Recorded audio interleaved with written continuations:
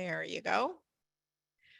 And we record this because there are lots of people that want to watch and join in and feel part of the community, and they can't come at this very time of day. So we record Talking Data Equity and we share the video in our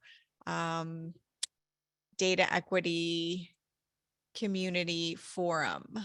And looks like we have an AI assistant that the tech team is going to kick out. So if you are that person and you're going to get kicked out, you can come back, but don't bring your AI person. Okay, so I'm Heather Kraus. Welcome to Talking Data Equity for Friday, May 26th. And Talking Data Equity is an informal gathering that the We All Count community and friends and colleagues get together for almost every Friday.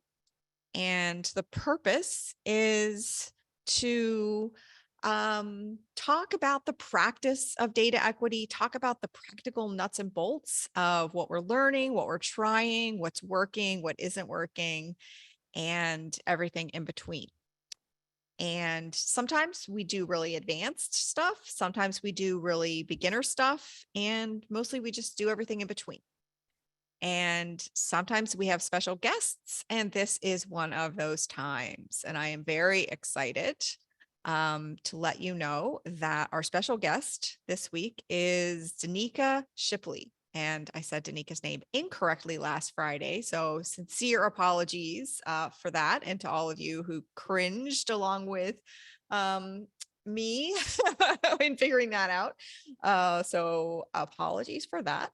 But as I mentioned last week, Danica is here to talk about something that is incredibly important in all of our lives, whether or not we are actively experts and working in this field or not. We are all being affected by this field every single day. They are in people analytics, and they're at Red Hat right now after lots and lots of experience in many other places. So I'm going to stop talking and turn it over to Danica. Thank you so much for joining us. We're so excited. Yeah, no, absolutely. I'm happy to be here, and no worries about the name mispronunciation. It is a common reality of my life. My dad likes to joke that they just didn't know how to pronounce my name. And then once Danica Patrick became famous as a race car driver in the US, it just kind of went downhill there for me. So I'm totally used to it, and I'm trying to be better about also correcting people on it as well. So like Heather said, my name is Danica Shipley, and I'm a people business analyst on the Red Hat's people analytics team. I'm super excited to be here and pretty much just share my experience of beginning to navigate data equity within my scope of work. And so I've prepared some slides to go over with y'all, and hoping to leave obviously plenty of time towards the end to also address any kind of questions or just have an open discussion around things as well too. And so in doing so, I'll be starting with like an introduction about myself and my career path to people analytics, because I don't come from the HR space at all. And then we'll do some context building first, starting with like human resources and people operations, making our way into people analytics, and give some examples around why data equity is important within the space too. And so for the most part, I'll also be talking about this from a pretty strategic perspective, because I believe ingraining data equity at that level really helps to make sure it's a consistent part of how we collectively drive towards greater workplace equity versus like simply just approaching it like on a project by project piece, which is kind of dependent more upon like who's showing up on those projects and the influence that they're having in that kind of way. So again, as far as an introduction for myself goes, I grew up in the suburbs of Atlanta and attended Elon University with a focus on marketing. Did a little dabbling with computer information systems as well. And this was really due to my curiosity of what influences people to make decisions, but also really enjoy coding and using data to solve problems with things too. And so ultimately, this really served as the foundation of my career in research, as well as data and analytics. And so, like Heather said, I'm currently at Red Hat as a people business analyst, and I consult internally with our employee well-being, experience, and listening team, which is also known as WELL, and find this to be a really cool space for me to support from an analytics perspective, because the focus of that team is really about creating really strong associate experiences for everybody. And so like the team owns well-being programming, it owns naturally employee listening, particularly our engagement survey at Red Hat. And then there's a lot of experience work that goes along that too, like currently revitalizing kind of like our employee value proposition between our associates and the organization as a whole. So a really interesting application area. And then personally, my life is going through a lot of transition as my wife and I are navigating a two-part move from Colorado to Maryland. And so in the midst of that, we're just kind of hanging out at my parents' house in the basement, which is every millennial's dream, pretty much. But like we're back in the metro Atlanta area. So like I'm able to spend a lot of time with friends and family that I don't get to see so frequently. And then my wife, who has had like a 15-year plus career in very social impact based work, is getting a much deserved sabbatical as she considers her career journey. So it was just a way for us to give her that space. As it goes for my career in particular, like I said, people analytics isn't something that I necessarily knew I would end up in from when I graduated from college. A lot of this is probably due to the fact that it's still a relatively new field. I think starting to really show up around 2010, and I graduated back in 2011. But nonetheless, I still was able to kind of like stumble my way into it, probably from a might be considered a little more unconventional stance. So I started my career at the Nielsen Company doing marketing research for consumer packaged goods clients, first of which I was supporting Procter & Gamble in launching new over-the-counter medicine products. And so that includes things like Vicks, Align, Metamucil, Pepto-Bismol, all these all-star lineups that you really reach for in those desperate moments when your body is not functioning in the way in which you would like it to. And then later, I moved to supporting the much more sexier application through video games clients, in which case it was clients looking to launch new consoles, games, and accessories. So pretty similar work, just, different products. After Nielsen, you might see that there's a little bit of a gap in my timeline in terms of my employment. And that's because I actually took a year-long sabbatical myself. And during that time, I basically volunteered with AmeriCorps and was a literacy tutor, working with first through third graders to improve their literacy to get them back up to speed so it didn't impact their future educational outcomes. And that ultimately pretty much led me to spending about 5 years in K-12 education, even further, 3 of which I spent at Denver Public Schools in a couple different roles. And then I moved on to the education nonprofit within the US, TNTP, which is also where I held my first people analytics job. From there, I did a short stint at PepsiCo, supporting kind of like the development of a new product aimed at democratizing data internally within the organization, but ultimately found that I missed doing the people analytics that I just started flirting with at TNTP and wanted to get back into it, which is why I landed over here at Red Hat, where I currently sit on a 16-person people analytics team within the people operations function. And within that 16-person team, I specifically sit on the insights portion of the team, where we are pretty much aligned to high priority stakeholders and support them in making data informed decisions in their programs and work. I do want to put a little caveat, like a 16-person people analytics team is like probably pretty large compared to like what might be typical in most organizations. Red Hat is a 20,000 plus person org too. And so like at TNTP, it was definitely not a 16-person team. Sometimes it felt like I was the people analytics at TNTP, but that was also like a 300-400 person organization. So even as I go through some of this like some of this information around the application of data equity within people analytics, it doesn't require you to have an explicit people analytics team within your organization. It doesn't necessarily always require you to have like super data technical folks within your organization, because there is like quite an influx of technology vendors within the HR space, some of which who are starting to explicitly offer supports around people analytics. But still, it's probably helpful to have some acknowledgement and understanding of what people analytics is and the role of data equity within the space, so that even if you are the only person, or if you're relying very heavily on technology, you're able to make really informed decisions through that work at the same time. All right, so let's get into it. So as I mentioned, Red Hat's people analytics team sits within the people operations function, which in many organizations might also be referred to as human resources or HR. And ultimately, this is the function within a company that pretty much bridges the gap between an organization's objectives and talents needs, and making sure that we're able to meet those organization objectives through the people that we end up hiring and are trying to retain. So simply put, it's kind of like, what products or services is your organization aiming to deliver? What skills are needed to do so? And ensuring you have the right workforce in place to be successful.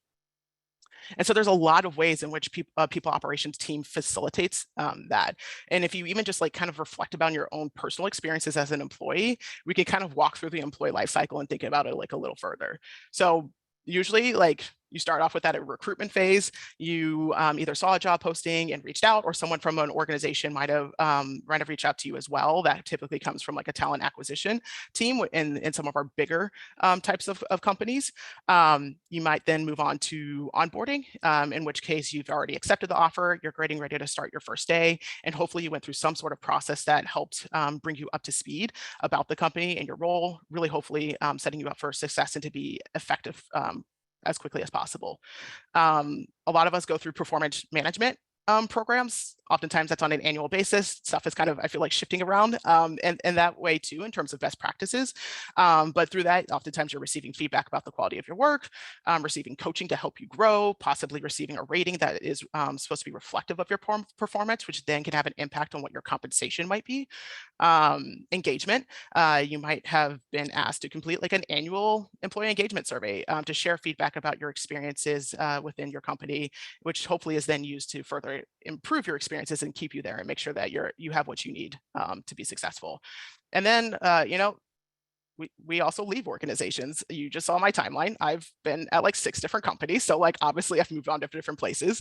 And during this phase, oftentimes you might be asked to provide feedback to the organization as well, providing more information on like, why did you leave, so that they can identify any potential issues and then hopefully work to prevent them if it's undesirable reasons for folks to be moving on.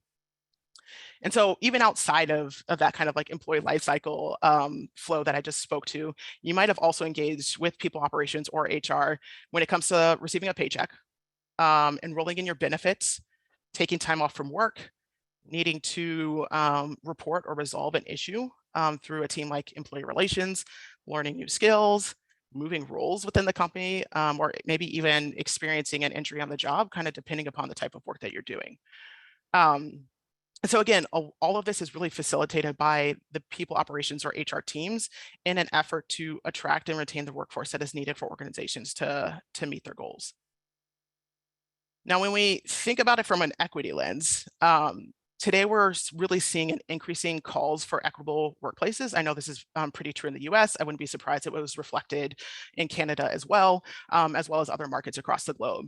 In which case, like, our workplaces are pretty much microcosms of our broader societies, which means the systemic inequities and oppressions that have existed in our broader communities are also being mirrored within our workplaces unless we intervene. And so big picture, this can mean things like the history of racism, colorism, sexism, homophobia and transphobia, ableism, classism, xenophobia, and other like things like religious discrimination. They have all shaped our workplaces across the globe. Some of it from a legal perspective, depending upon like how laws have evolved in our countries, but also even on a state level too.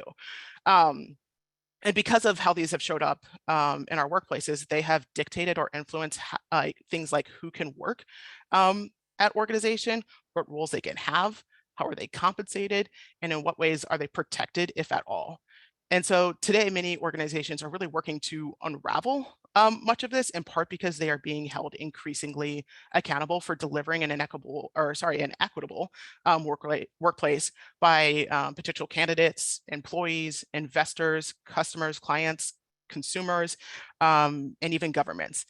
And we're also at a point too where folks want more than verbal commitments from organizations for their equity. They really want proof of those commitments and their impacts. And so you're really starting to see people, wanting to see those receipts. And when you see corporations make a misstep, you're seeing them get called out a lot more. And so I know we've had examples of that in the US recently with Target and its rolling back of LGBTQ plus related products in their stores as we ramp up to Pride. We've seen again, a plus community when it comes to, I believe, and that full amounts of stuff like so also having ramifications on organizations' sales and revenue when we're talking about that more for-profit space. So given HR and people operations really play and lead in that talent management space, they're also really critical in delivering on workplace equity commitments. And if we're seeing a greater application of data-informed decisions taking place within people operations, then we need to make sure that data equity is really a part of that work. And so that's where people analytics and really just like the application of analytics in general in this space can really lead. So when we're talking about people analytics, it's essentially the act of analyzing employee and organizational data to address critical business needs and inform HR or people operations strategy. And this work can be fairly impactful in an organization because we can help clarify the problem or project scope our stakeholders are wanting to address in alignment with organizational goals and objectives. And this can include defining specific research questions. We influence how data is collected and stored about our employees, which of course impacts or determines the appropriate metrics or methodology to address our stakeholders' needs. And naturally, we also analyze the data and report on the insights out to our stakeholders while also consulting with them to help them understand it and make informed decisions off of it. And so I know I've kind of said stakeholders a bunch of times in that last breath.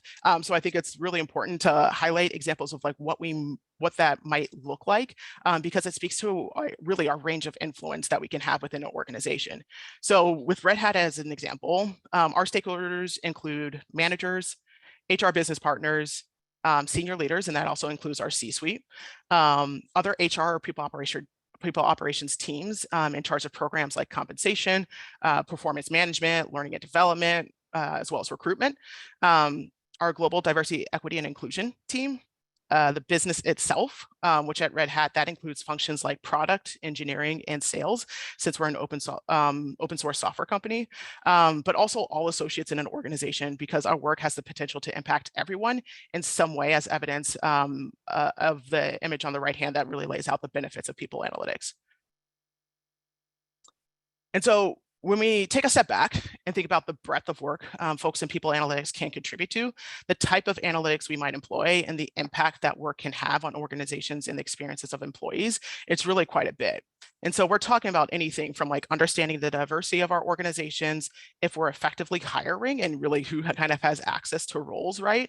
How we're rewarding talent that comes to compensations. And so we've seen a lot of conversations and organizations take steps on things like pay transparency, as well as pay equity, as well as the experiences of employees as a whole, and even more beyond that.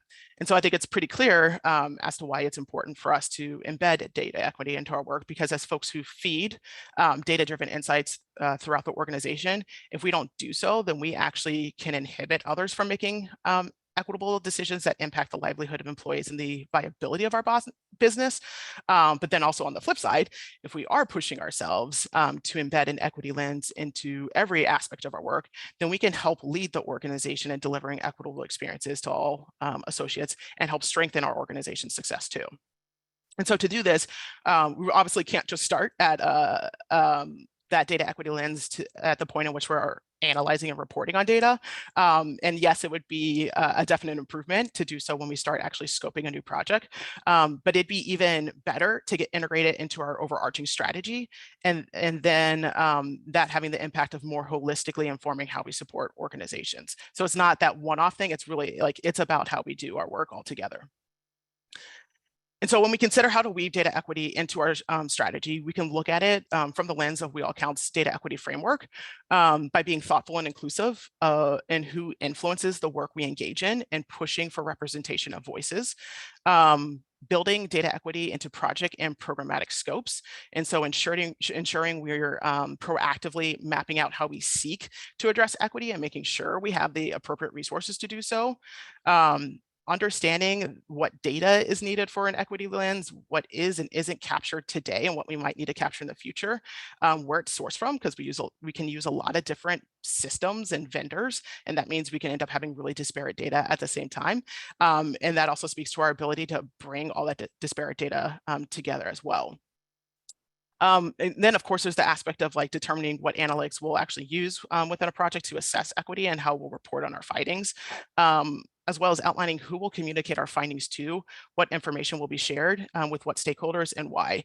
Oftentimes, analysis and data around our employees can be really sensitive. Sometimes it can have like legal liability implications too. And so it's a space that data and reporting can oftentimes be like very highly protected. And there's very real reasons for that when it comes to data privacy, right? And at the same time, I think sometimes we can push ourselves a little bit more to be a bit more transparent, just making sure that we're reporting data at the right level so that we're mitigating some of those data privacy risk at the same time. And then lastly, at the bottom, I included the tech stack as well, because I spoke to it a little bit, but really understanding our tech stack, because organizations, like I said, might use different vendors for different purposes, all of which are collecting employee data and storing it somewhere differently too. So that has real ramifications for us. And so I believe that if we approach data equity from a strategic perspective, then we're more intentionally instilling it into everything we do as an entire team versus addressing it as individuals from a task to task or project to project perspective. And I think this can ultimately lead to greater and more sustainable impact within our organizations. So then when it comes to actually addressing talent management needs, there are varying types of analytics that we can apply to data about our employees, right? And which type we choose to use is going to be dependent on a couple of things. Firstly, what's the need we're addressing? Sometimes we're asked to just do something really simple that doesn't require advanced analytics, and we're just pulling summarized data about our workforce. So sometimes we just have like general government compliance stuff where it's like, hey, can you pull our headcount by sex in this country? And it's like, yeah, sure. There's no need to get into like the predictive or prescriptive analytics. It's not necessary. And then secondly, as just mentioned on previous slides, what data we have access to and what our data infrastructure is. So again, this includes what variables are we capturing about our employees? Is our data siloed? Do we have the tools to combine data across disparate sources? And do we have the analytical tools and skills on our team to conduct more advanced analytics? I am not the person who's going to be doing the predictive and prescriptive analytics on my team. I am not a data scientist. I don't have the deep statistical knowledge, machine learning, natural language processing. That is all outside of my existing skills today. Maybe someday I'll learn it. We'll see. But we do have a data scientist on our team who can do that type of analytics. And like I mentioned before, even if you don't have folks with those types of technical skill sets, we're seeing an emergence of HR vendors who are offering those types of support. So you can still access that. You just have to make sure that you're actually prepared and you have the right data to feed into those vendors to do these more advanced analytics. All right, so let's run through the types of analytics, and then I'll walk through an example of how each type could be used to analyze voluntary attrition, which is really about tracking trends relating to employees voluntarily leaving your organization. I know this is a pretty data focused group, so I'm not going to go really deep into this stuff, and I'm sure some of y'all know a lot more about the more advanced parts than I do. So when we have the descriptive analytics, that's pretty much our simplest form, where essentially we're able to look back and say what happened. When we move on to diagnostic, then that takes it a step further by bringing in additional data information to describe why did it happen. As we advance to predictive analytics, this involves more advanced modeling based on historical data to predict what will happen. And lastly, when we get to the prescriptive stance, it can give us targeted information and steps on how to drive a specific desired outcome that we might have, right? And so now let's go through these four again, but through that lens of voluntary attrition, while also layering in a lens of data equity to have some sort of a lens for that. And so for this example, we're going to do gender identity. So kind of set this up as not exactly a trick question, but like a trick consideration. When we're talking about gender identity, first things first is that we should actually check to see if we have data about our employees that align with that particular attribute. So while organizations typically capture sex and across the globe are oftentimes required to do so by governments for compliance reporting, gender identity actually isn't the same thing, because it allows people to really self-identify beyond that male-female binary. And so in this example, let's say we dug into it and found that we actually don't capture gender identity at all, but we do capture sex. So in this instance, we would basically have to say like, okay, we can't do the analysis through that lens, but let's include sex instead. And should we want to include gender identity in the future, then we need to work through how we can or should capture that.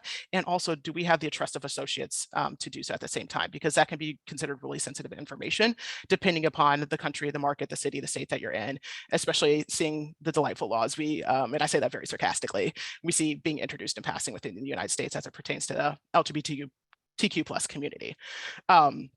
So instead of going through attrition from a gender identity lens, we're going to go through it from the perspective of sex.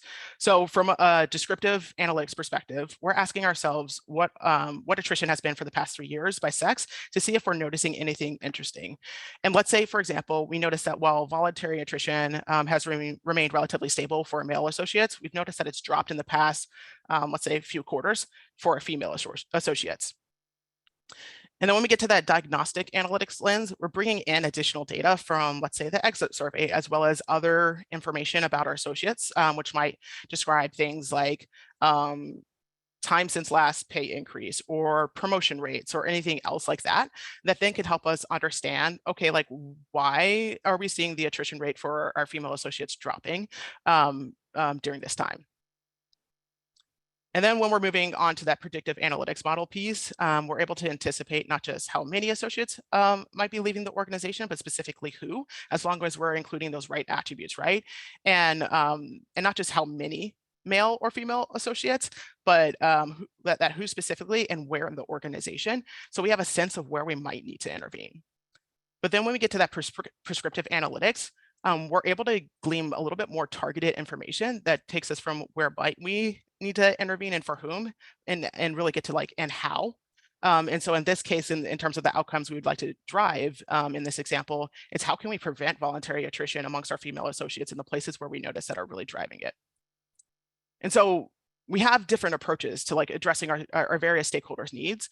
And again, our ability to do so in a way that that can lead to increasingly equitable outcomes for our associates is very much impacted by the data we're collecting, our infrastructure around it as an organization, and the ability of our teams, as well as the tools that we utilize on a regular basis. So now I'm going to go into another example.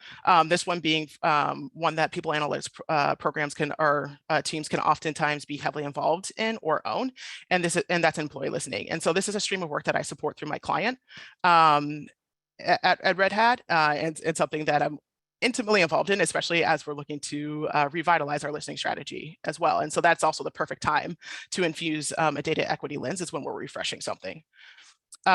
So first thing, let's just kind of like sync up on what employee listening is. It's essentially enables a company to understand its associates' wants and needs in alignment with its talent management and business strategies. And so by listening to its workforce, employers are able to identify areas where they excel and thus might give them a competitive advantage, or areas where they're struggling and might need to find solutions to. And so by listening continuously, which means frequently and ideally through multiple channels, it also positions them to act more proactively, especially during times of rapid change and disruption, which we've seen an insane amount of over the past few years in ways that we could never have dreamed of or had nightmares about. And so as a result, companies can compete for and retain the best talent and strengthen employee engagement, which can lead to greater productivity and a strong culture, all of which ultimately can contribute to positive organizational results. And to do so equitably really requires that intentionality and thoughtful planning. It's not as simple as just launching a single employee engagement survey once a year, sharing that information with managers, and just hoping for the best. The entire listening strategy really needs to be assessed through that equity lens that considers why are we listening, who are we enabling to provide feedback to the organization, and who are we and aren't we hearing from, as well as how do we identify opportunity areas, and then how do we empower folks to take action across the organization. And so now I'm going to get into like a little bit more detail about employee listening, pretty much from that like strategic stance, right? So here I've broken it down and in terms of like how an employee listening strategy can be developed, and the equity considerations an organization can kind of take along the way. So that first being deciding who influences the strategy. What many of us have, I think, understood when it comes to conducting equitable research, it's that we need to design our work alongside the communities who are being researched in every step of the project itself. And as I alluded to earlier, in HR and people operations spaces, that can be more complicated because of the sensitivity of the programs and projects, as well as the sensitivity of the data that we're oftentimes working with, because we do leverage a lot of like personal identifiable information, but also you could be dealing with stuff like people's pay and performance ratings and things of that sort. With that said, we can still really push ourselves to engage our employees when we are designing strategies, programs, or projects, even when only a select few are the ultimate decision makers or project owners. We could still back from a of folks. So very cognitive of who we're giving voice experiences and influences, and knowing the representation within your organization and the power dynamics at play is really important in balancing this, right? So if you work at an organization that's fairly homogeneous, the tech industry is fairly known for being fairly white and fairly male, which is not me. Then you want to be very cognizant of like who else is in there, because that voice could end up being the loudest just from sheer size of that population relative to everybody else, which is why we want to be really cognizant and say like, okay, what does the racial makeup look like? What does the geographical makeup look like? And so on, so that we're tapping into those folks thoughtfully. And then from there, it's outlining what topics we aim to proactively listen to and why. We should be steeped. This should be really steeped in our talent management and business strategies. It helps to show our impact, which is something that your leaders oftentimes really care about. Now, in this case, it's obviously like easy enough, again, for like the listening program owners to just do this on their own and validate it with the leadership that they're in alignment with.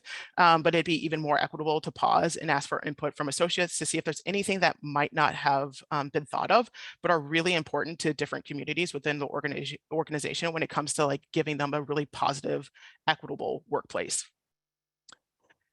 And then once we have the topics defined, we can consider when we're listening to employees. And this is where listening continuously really comes into play, right? And so historically, organizations might have only relied on life cycle surveys that were administered during an employee's like onboarding phase, once a year for just a general engagement checkup, and then when employees are leaving the organization voluntarily.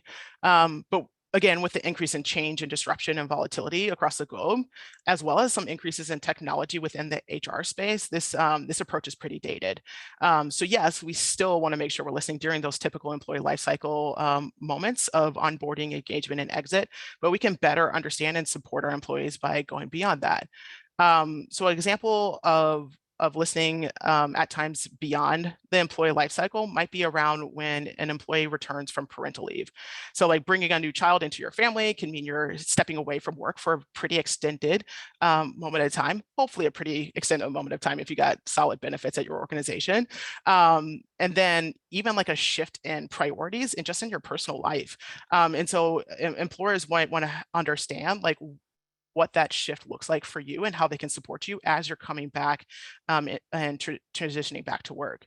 And so even if you were to, for example, do a survey during this time, being really thoughtful of who might that survey be administered to, and which families are you being inclusive of or exclusionary of? Because you could say like, we're only going to do this for female associates or associates with the capacity for birth, and then you're excluding male associates. Even if you just said female and male, you could be excluding, gender nonconforming, transgender, and non-binary folks. Even if you said just for those who've had birth, you could be excluding folks who've adopted, right? So like just being really, really thoughtful and careful there. But also, aside from planned topics, is making sure that you're set up to address event-driven topics. And so again, if you think about the various disruptions we've been experiencing over the past few years, we've had the global pandemic, war in Ukraine, striking down Roe versus Wade in the US, increased identity-based violence against racialized communities, the staggering increase of anti-LGBTQIA plus laws in the US, which we're also seeing in some other countries too. And all those things are having different impacts on potentially different populations within your workforce. And could be causing issues for them to be able to be productive and focus because it can be impacting their personal well-being. And so we can't necessarily anticipate and plan for everything that might happen in the future, both due to external and internal forces.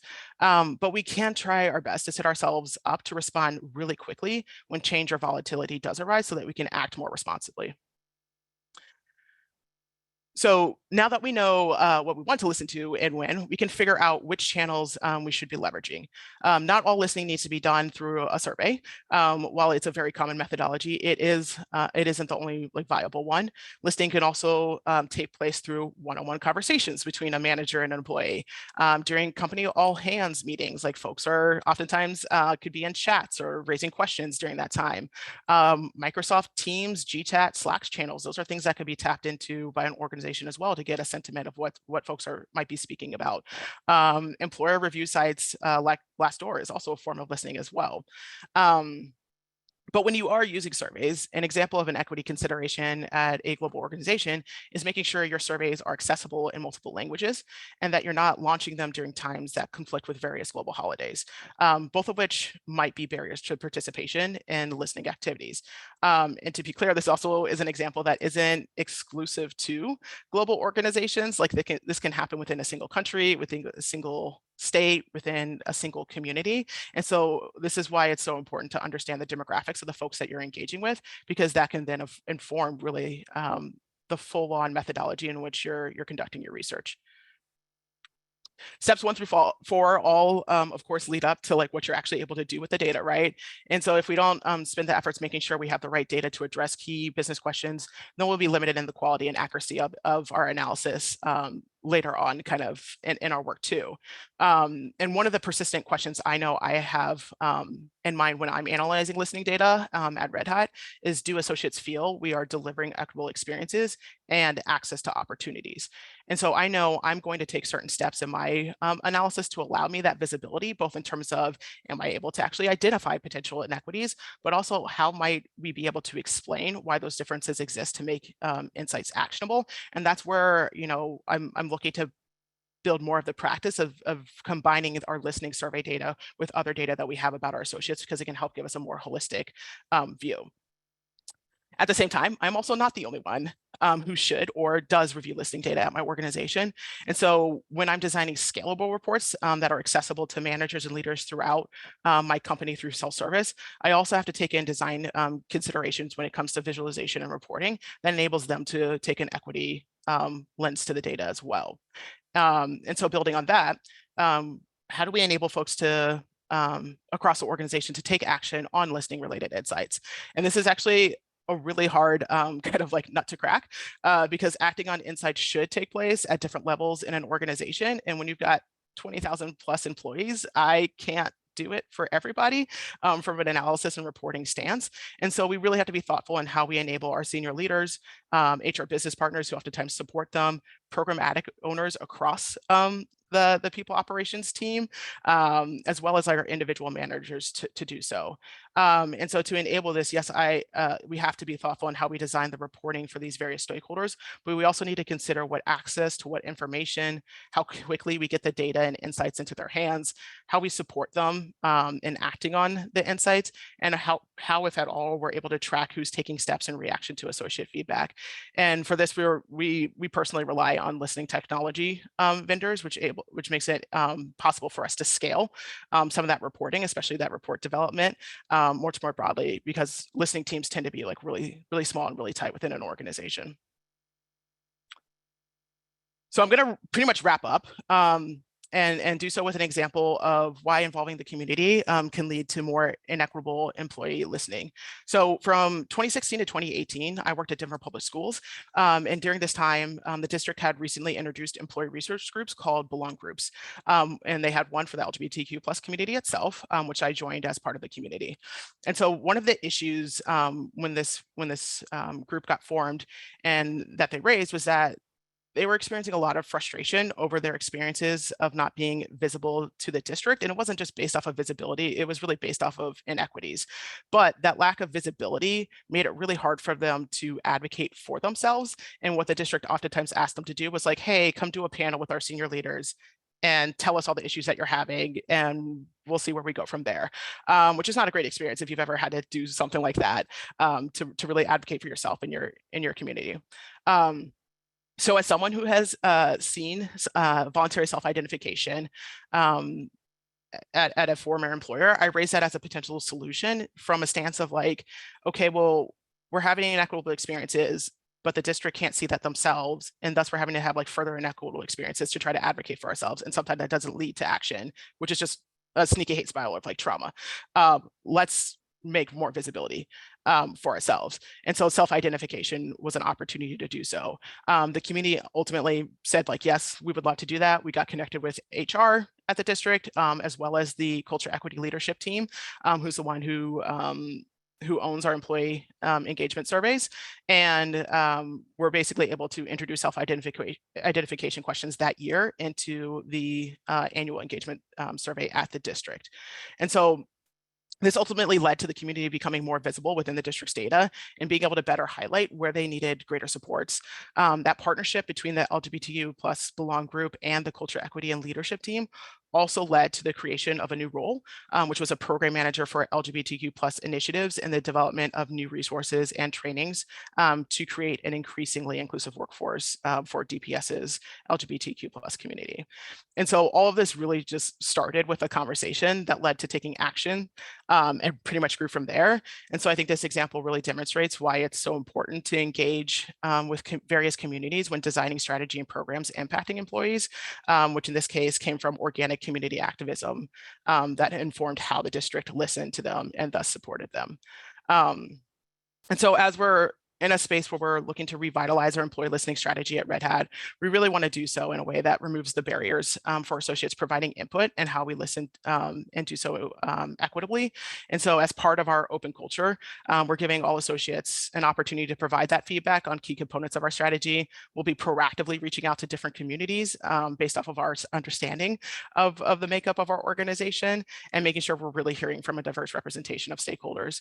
And then, of course, even as our strategy moves from that design phase into delivery, we're going to continue to listen to our associates on how we can ensure we're nurturing an inclusive and equitable workforce.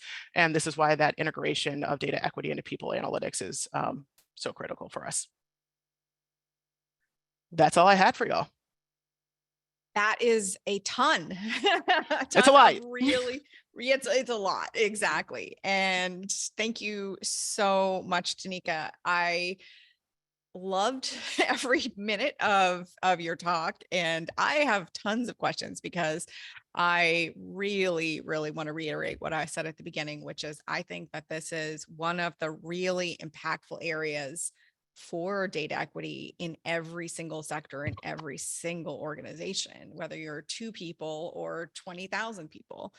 And to see a mixture of, this is what it means, and these are some examples is so helpful to kind of, if you're in an organization, kind of get an idea of how to push the needle.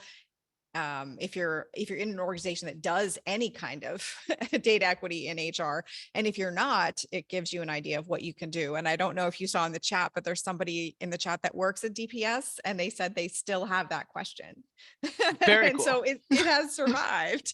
It made it. Yeah, no, I left DPS before I got to see that fully come to fruition, but still had a lot of friends in the district. So I was happy to hear some of the outcomes that came out of it, because I was like, oh, you don't oftentimes get like such quick wins. Yeah. And as soon as one organization is doing it, it stands as an example for other organizations of, if they can do it and the world did not stop spinning, then you can do it as well. Okay, so who here wants to have a chance to ask a question? We have a couple of questions in the chat, mostly direct message to me, and that's perfectly fine. If you want to send a question as a direct message to me, go ahead and do that. But is there anybody in the room, is there anybody in the room that wants to unmute themselves and ask a question? If so, just raise your hand using the Zoom reactions button, or if you don't know how to raise your hand, you can just put in the chat that you want to unmute yourself. All right. While people in the room think about it, I'm going to read a couple of the questions that came in through direct message. One of them says, "This is great. My question is, how do we help make employees feel comfortable responding freely? I am often reluctant to share based on negative past experiences when reporting discrimination to HR, but I know that this is just perpetuating the problem." Yeah, and so that sounds like that has to deal with reporting discrimination, not necessarily the self-identification stuff. Um, that's a really tricky space. I'm also going to Yeah. say it's in no way, shape, or form my area of expertise by any means. But anything that like I feel like pertains to the employee experience is so critical for organizations to build trust um, with their employees. So I know like in some organizations you might have an employee relations team. Red Hat has something like that where you can report it. They're going to pick it up and they're going to do something with it. Um, And then you also have, I think, a rise of programs like ombuds offices, which might be a little bit more than your employee relations team. So different organizations provide different for folks support and help. In the absence of that, like sometimes employees are just stuck having to like reach out to their manager or go through their management chain. But if that's where the problem is, then you're stuck, and that really sucks. So like I Right. don't know that I have a super explicit answer in that, but like I am saying that is so important um, for organizations to think through like the different possibilities and the different avenues that they might provide, the training they might need to provide to the people who are supposed to step in when there's supports, and the accountability structures that are in place. Because if someone does do harm when someone has already experienced harm and been traumatized, then that does have the snowball effect where like that trust is lost and people aren't going to reach out. Yeah. And it makes listening much harder. I agree. It's a tough cycle.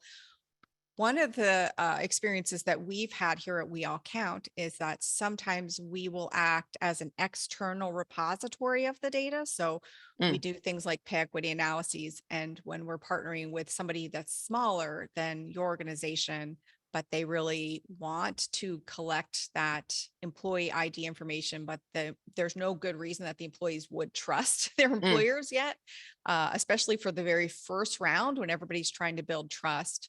An organization like We All Count, it doesn't have to be We All Count, there's lots of others that do this, will go in and administer the employee survey Right. in a way that's completely separated from the employers, and all the company gets back is like aggregated results and suggestions. And Yeah, then we can like start the cycle the other way of like everybody can be like, oh, this really helped our company, so now we should start building trust. yeah, and from a survey perspective, it's like there's different ways in which you can administer a survey, right? You could do it in a way that is anonymous, in which case you are collecting no identifiable information about your employees.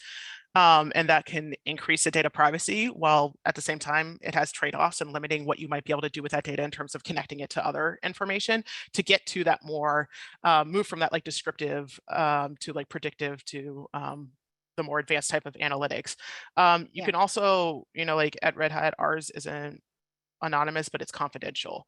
And so like the listening, like the tool that we use is programmatically owned within the well team. There's very few administrators to it, and there's very, very few people who would actually have access to the raw data. And so there's even different things when you're working with a vendor that like, you know, you can work with a vendor, the data is captured and may stay stored in their system, and then your organization doesn't have access to like the raw row level identifiable related data, but you can Yeah. also have like a relationship with the vendor where you say like, okay, like, yeah, we're using you to facilitate this, let's call it like a conversation or listening, but then we still want the data to be sent back to us and we need it to be identifiable so that we can do this kind of thing.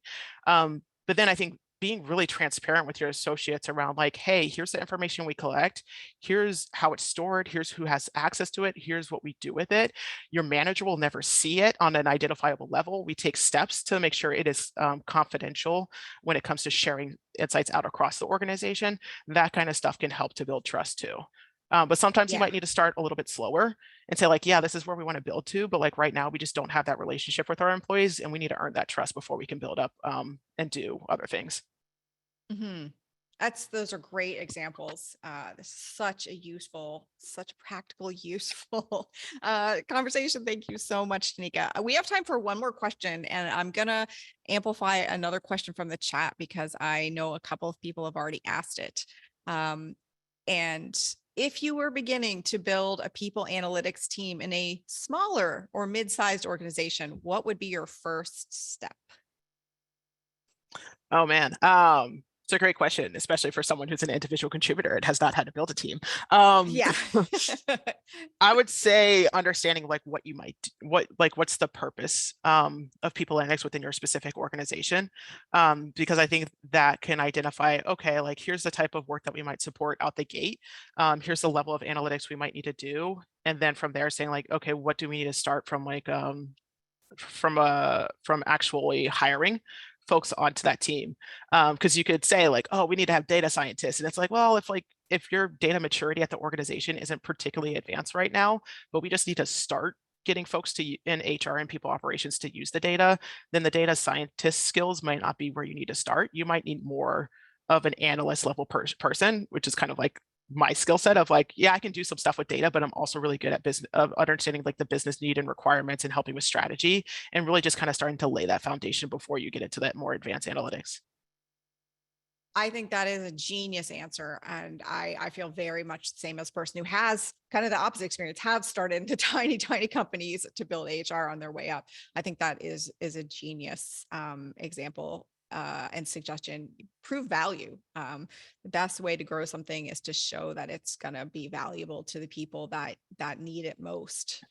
Um, Okay. We are going to leave it there because, as is our custom, we try and end at 5 minutes so that nobody has back-to-back meetings with no bio breaks. There are still questions in the chat, but what I'm going to suggest that you do is that you put them in the community forum. We will be posting this recording when it's ready in a couple hours. And in the community forum, there are lots of opportunities to ask questions. Some of you are asking very, very good, practical, specific questions about software. And I can help you look in the direction of the specific software that might meet your needs. I bet Danica can as well. And I know that there's lots of other people in the forum that can. So put your software related questions into the forum and we will for sure get back to you.